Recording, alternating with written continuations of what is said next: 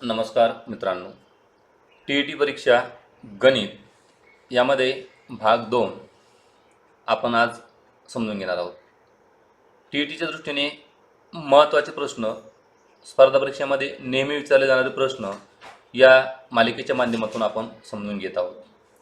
मग आजचा पहिलाच प्रश्न आहे, एका नेमबाजीच्या स्पर्धेत बरोबर उत्तरासाठी 3 गुण मिळतात व चुकीच्या उत्तरासाठी 1 गुण कमी करतात।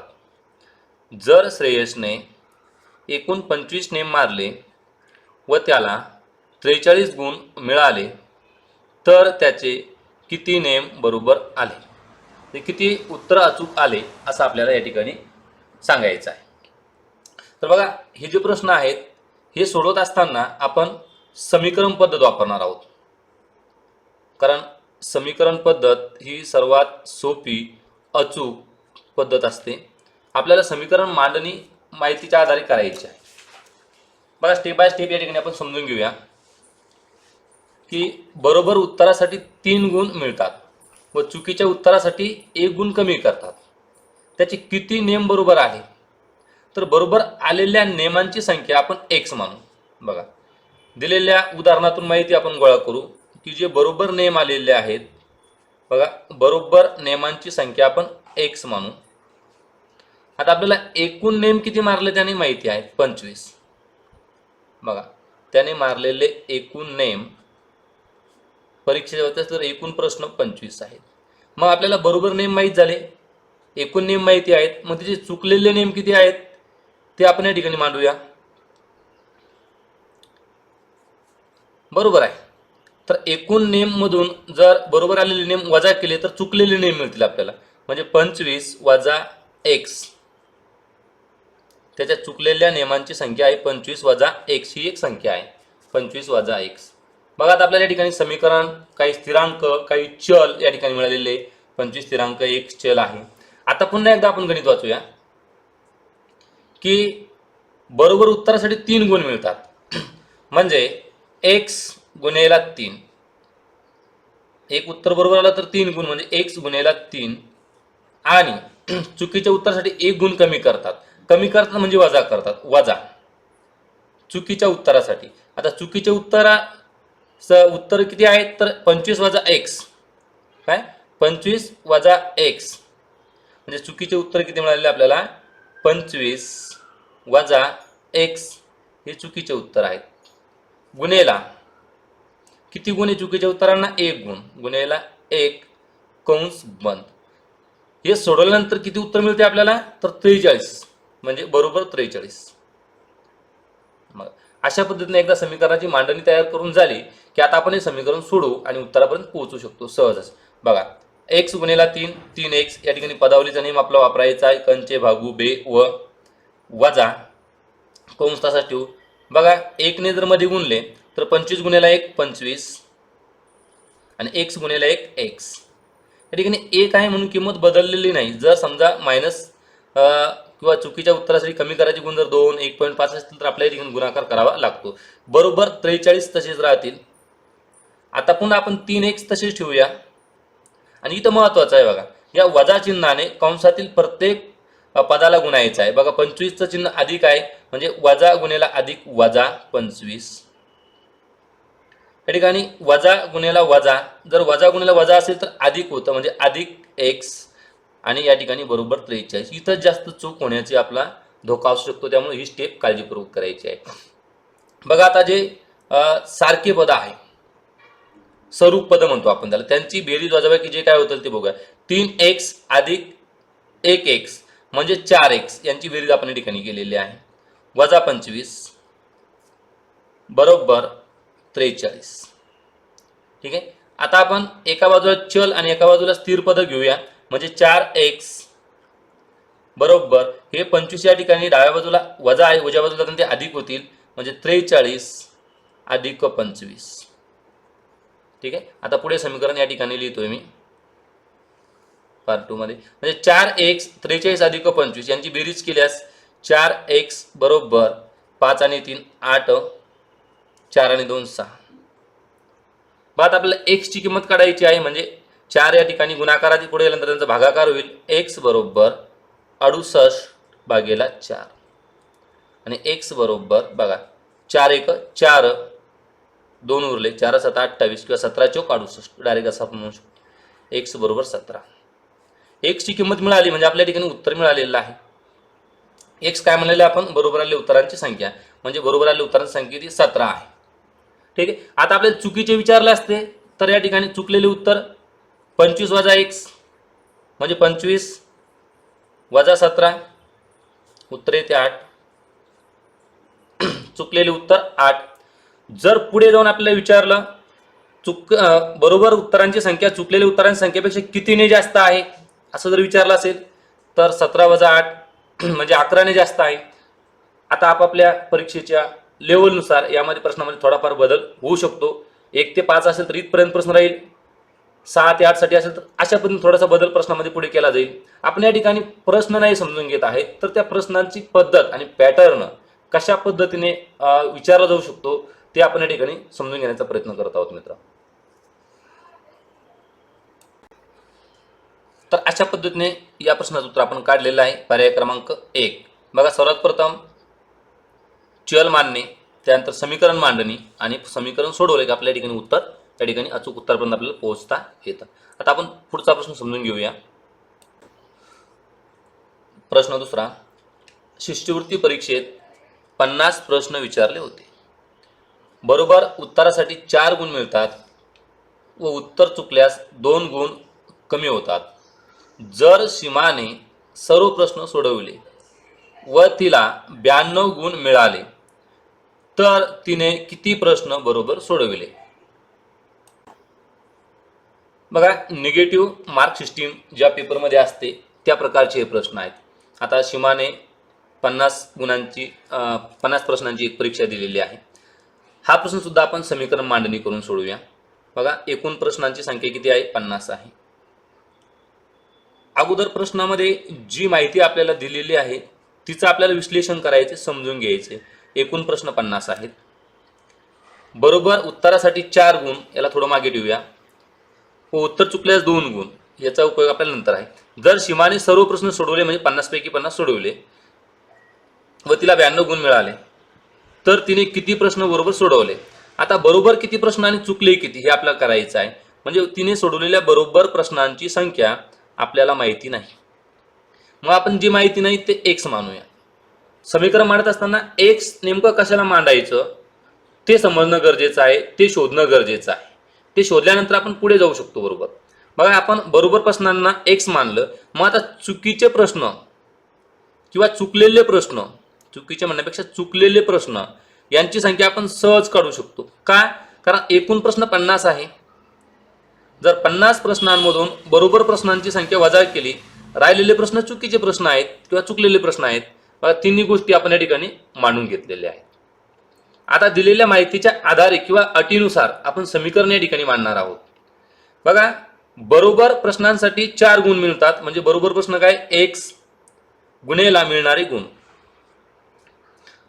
तर याच्यामधून वजा करायचे आहे आपल्याला चुकलेल्या प्रश्नांचे गुण.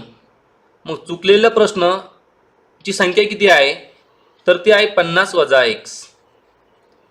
50 वजा x ही चुकलेल्या प्रश्नांची संख्या आहे. आणि या प्रश्नांना किती गुण मिळतात? तर 2 गुण म्हणजे गुणेला 2 कंस बंद. आणि हे सगळं सोडवल्यानंतर आपल्याला काय उत्तर मिळतं? तिला मिळालेले गुण किती आहेत? तर 92. बघा प्रश्नातली सर्व माहिती या ठिकाणी समीकरण स्वरूपामध्ये आपण मांडून घेतलेली आहे. आता आपण या ठिकाणी समीकरण सोडवायला सुरुवात करूया. आपण सर्वजण समीकरण व्यवस्थितपणे सोडून घेऊया. बघा 4 गुणेला x म्हणजे 4x वजा कंस संपलेला नाही, कंस तसाच ठेवूया. या 2 ने या कंसातील प्रत्येक संख्येला गुणूया. बघा 2 गुणेला 50, 50 दुणे 100 आणि 2 गुणेला x म्हणजे 2x कंस बंद बरोबर 92. बघा त्या ठिकाणी 4x तसेच राहतील. ह्या वजा चिन्हाने कंसातील प्रत्येक संख्येला गुणायचं आहे. अधिक 100 आहेत म्हणजे 100 चिन्ह अधिक आहे, चिन्ह नाही म्हणजे धन चिन्ह असतात. वजा गुणेला अधिक उत्तर येतो वजा 100. आणि वजा चिन्ह गुणिले वजा चिन्ह उत्तर येतं धनचिन्ह म्हणजे अधिक 2x बरोबर 92. बघा आता स्वरूप पद म्हणजे 4x अधिक आहे आणि 2x पण अधिक आहे. 2 आणि 4 6, 6x वजा 100 बरोबर 92. बघा आता पुढे जाऊया. 6x बरोबर हे 100 या ठिकाणी अधिक आहे, पुढे गेल्यानंतर वजा आहे, पुढे गेल्यानंतर ते अधिक होतील, अधिक 100. म्हणजेच या ठिकाणी x बरोबर, पुढे जाऊया आपण, या ठिकाणी समीकरण लिहूया आता. बघा 6x बरोबर यांची बेरीज 192. आता 6 गुणिले x म्हणजे x स्वतंत्र करायचा आहे. x बरोबर 6 गुणिला गुणाकारची विरुद्ध क्रिया भागाकार म्हणजे समीकरणाच्या उजव्या बाजूला घेऊन जाताना 6 या ठिकाणी भागाकारामध्ये जातील. आता यांचा भागाकार करूया. बघा 6 1 6, 6 त्रिक 18, 1 उरला आणि 6 दुने 12 म्हणजे 32. x बरोबर काय आलं बघा 32 आणि x काय मानलेलं आहे आपण, तर बरोबर प्रश्नांची संख्या x म्हणजे 32 आहे. प्रश्न सुद्धा तो विचारला आहे बरोबर सोडवलेले किती प्रश्न आहेत, तर 32 प्रश्न सीमाने बरोबर सोडवलेले आहे. म्हणजे या प्रश्नाचं उत्तर पर्याय क्रमांक बी आपण निवडणार आहोत. आता इतरही जर काही विचार तर आपण सांगू शकतो. चुकलेल्या प्रश्नांची संख्या किती आहे, तर 50 वजा x म्हणजे 50 वजा 32 किती येईल उत्तर, तर 18 प्रश्न त्या ठिकाणी सीमाचे चुकलेले आहे. बघा 18 पर्याय क्रमांक 1 मध्ये दिलं होतं, ते पण उत्तरामध्ये असतं, म्हणजे चुकीचं उत्तर सुद्धा पर्यायामध्ये दिलेलं असतं. तर उत्तर सोडवल्यानंतर सुद्धा घाई न करता अगदी योग्य आलेलं उत्तराचा पर्याय क्रमांक आपल्याला बघायचा आहे आणि तोच निवडायचा आहे. अशा पद्धतीने हा जो प्रश्न आहे आपण समीकरण स्वरूपामध्ये समजून घेतलेला आहे. तर आपण पुढील प्रश्न या ठिकाणी समजून घेणार आहोत. बघा प्रश्न तिसरा, तोच पॅटर्न ठेवलेला आहे, आपण फक्त सरावासाठी आपण घेत आहोत. एका निवड चाचणी परीक्षेत बरोबर उत्तरास 5 गुण मिळतात व चुकीच्या उत्तरास 3 गुण कमी होतात. अशोकने 35 प्रश्न सोडवले व त्यास 79 गुण मिळाले, तर त्याने किती प्रश्नांची चुकीची उत्तरे लिहिली. बघा सोडवायला सुरुवात करूया. पद्धत आपल्याला माहीत झालेली आहे, समीकरण पद्धत थोडंसं वेगामध्ये समजून घेऊया. निवड चाचणी परीक्षा, बरोबर प्रश्नासाठी 5 गुण, चुकीच्या उत्तरासाठी 3 गुण, 35 प्रश्न सोडवले आणि 79 गुण मिळाले.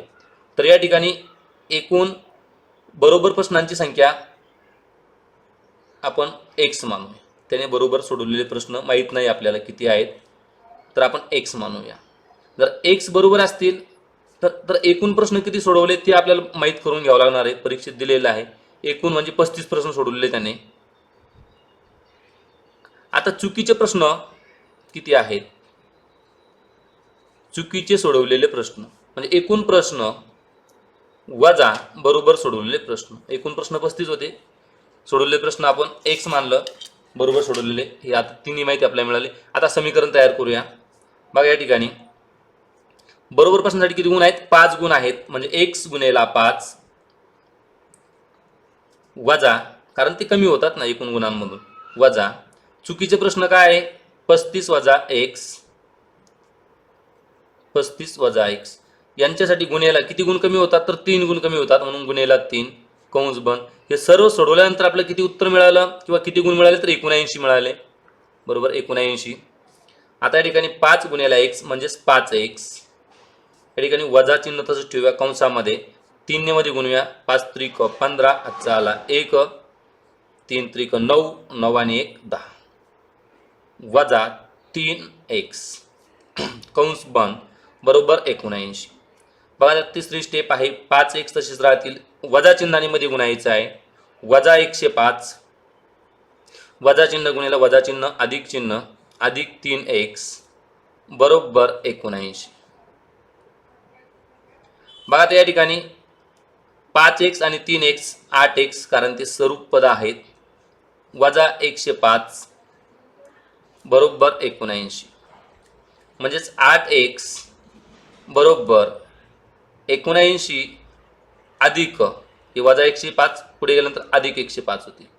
ठीक आहे, अधिक 105. तर पुढे बघा म्हणजेच 8x बरोबर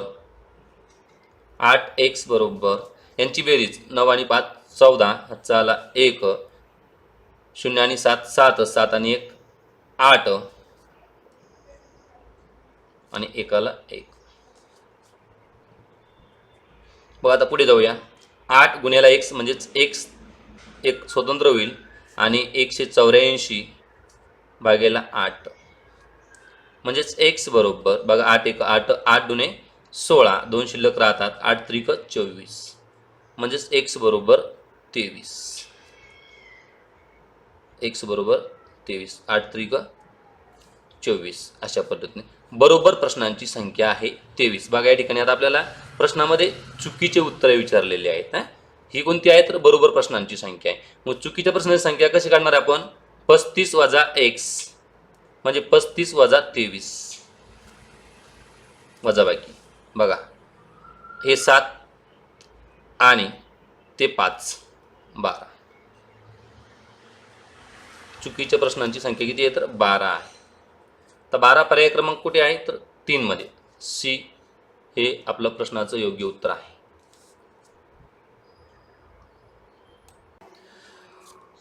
प्रश्न 4 थोडासा वेगळ्या प्रकारचा हा प्रश्न आहे.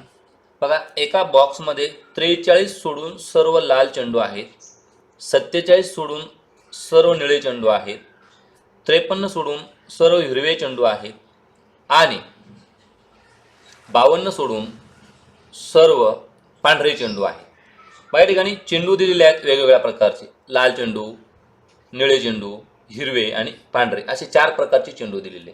बघा मित्रांनो या प्रकारचे प्रश्न सोडवत असताना थोडासा सरासरीसारखा प्रकार याच्यामध्ये येतो आणि मग सरासरीसारखा प्रकार म्हटल्यानंतर सूत्र पण सरासरीसारखंच असतं. या ठिकाणी सर्वप्रथम आपल्याला एकूण चेंडू, आता इथं चेंडू आहेत म्हणून आपण चेंडू म्हणू. जर प्राणी दिले असतील तर प्राणी, वस्तू असतील तर वस्तू, जे काय असेल ते. मग या ठिकाणी एकूण वस्तू आपण हा शब्द वापरूया, वस्तू किंवा प्राणी असेल तर ठीक आहे. या ठिकाणी एकूण वस्तू म्हणजे काय चेंडू आहे. तर एकूण चेंडूंची संख्या जर आपल्याला काढायची असेल, एकूण वस्तूंची संख्या किंवा एकूण प्राण्यांची संख्या, तर आपल्याला सूत्र वापरायचं आहे सर्व वस्तूंची किंवा प्राण्यांची जे काय दिलं असेल त्यांची, इथं चेंडू आहे म्हणून चेंडूंची सर्व वस्तूंची बेरीज भागेला वस्तूंचा प्रकार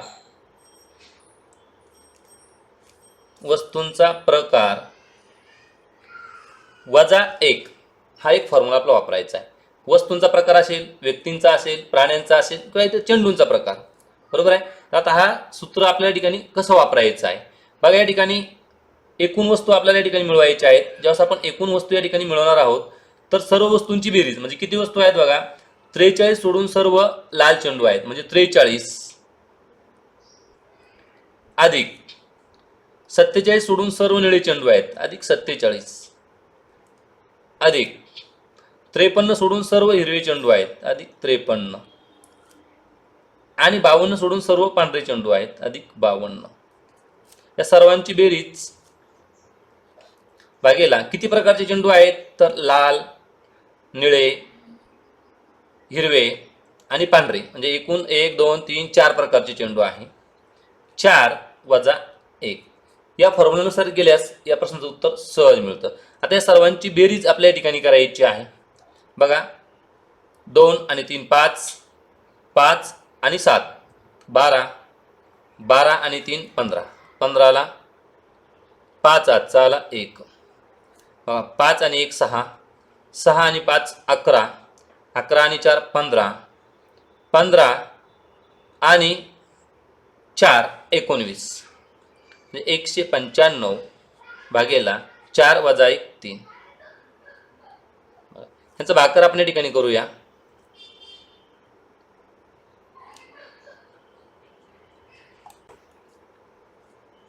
बघा 3 1 3, 3 6 18, 1 उरला 3 5 15 म्हणजे एकूण वस्तू या ठिकाणी 65 आहे. त्या बॉक्समध्ये किंवा त्या पिशवीमध्ये जे काय सांगितलेलं असेल त्यामध्ये एकूण चेंडूंची संख्या आपल्याला या ठिकाणी मिळालेली आहे आणि ती 65 आहे. बघा आता सर्व प्रकार, आता कोणत्या प्रकार चेंडू विचारले आपल्याला तर हिरव्या रंगाचे किती चेंडू आहेत तर त्यांचं म्हणणं काय आहे आपण हिरव्या रंगाचे चेंडू बघूया.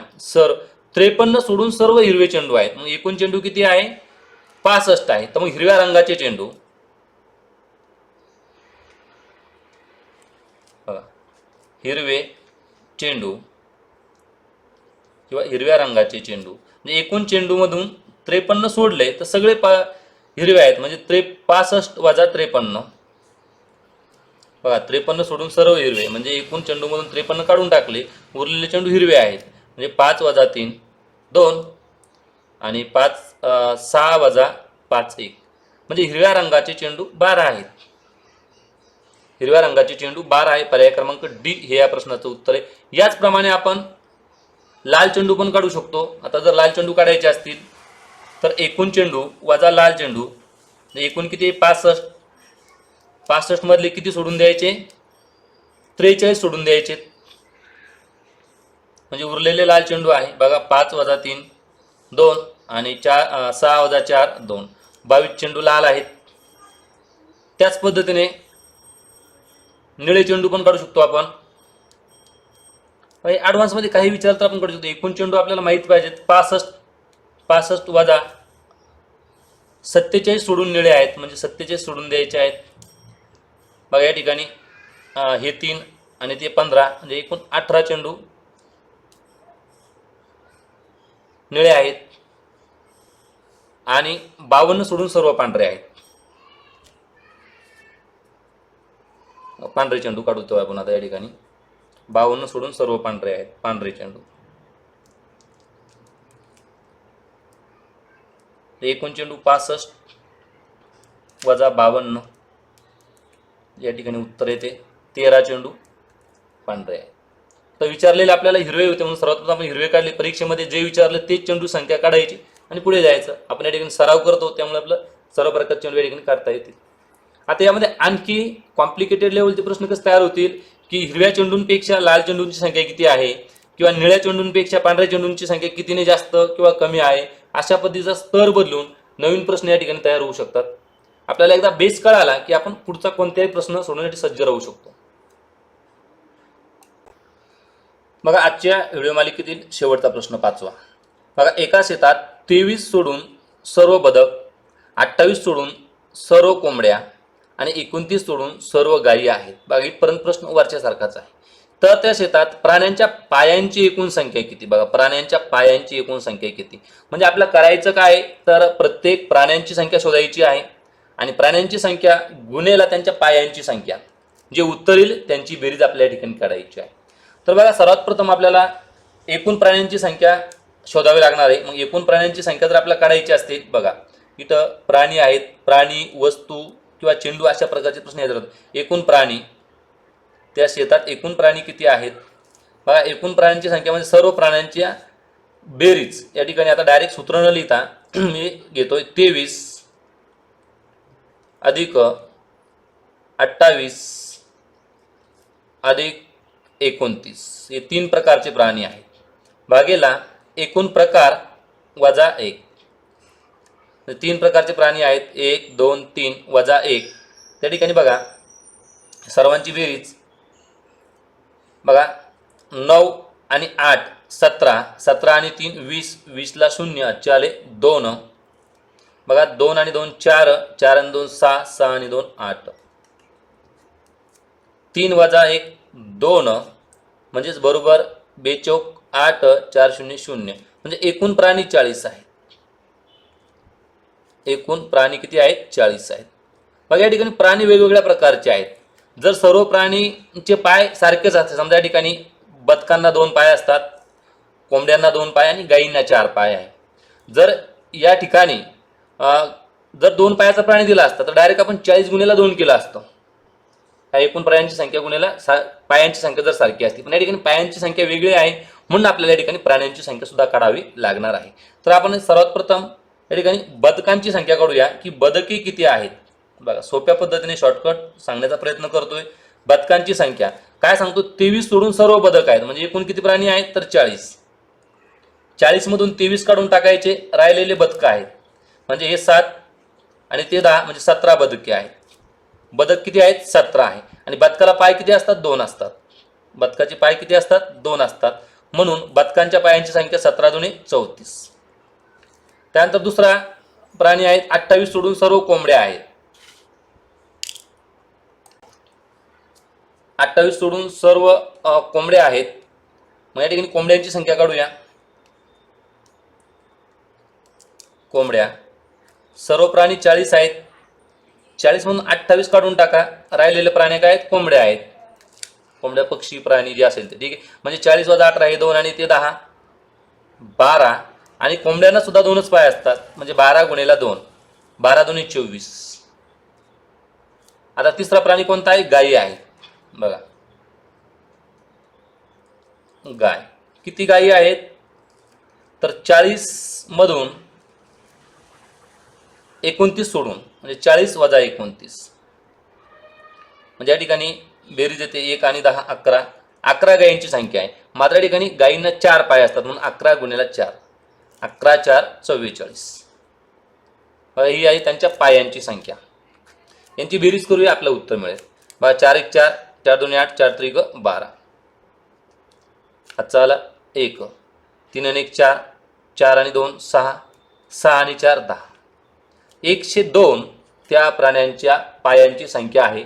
बघा पर्याय क्रमांक 1 मध्ये दिसतं ए मध्ये प्राण्यांच्या पायांची संख्या 102 आहे.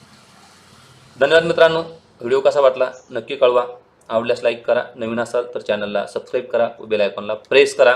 आणि मित्रांनो या ठिकाणी प्रश्नांची काठिण्य पातळी थोडी वाढवायची असेल तर गायींच्या पायांची संख्या बदकांच्या पायापेक्षा कितीने जास्त आहे किंवा कोंबड्यांच्या पायांची संख्या बदकांच्या पायांच्या संख्येपेक्षा कितीने जास्त कमी पट अशा पद्धतीने प्रश्नांची जी लेवल आहे ती या ठिकाणी वाढवता येऊ शकते. हा बेस आहे. हा बेस जर आपल्या लक्षात आला तर आपण कशाही प्रकारचा प्रश्न बदलला तरी आपण त्याचं उत्तर देऊ शकतो. तुम्हा सर्वांना पुन्हा एकदा या TETच्या परीक्षेसाठी खूप खूप शुभेच्छा.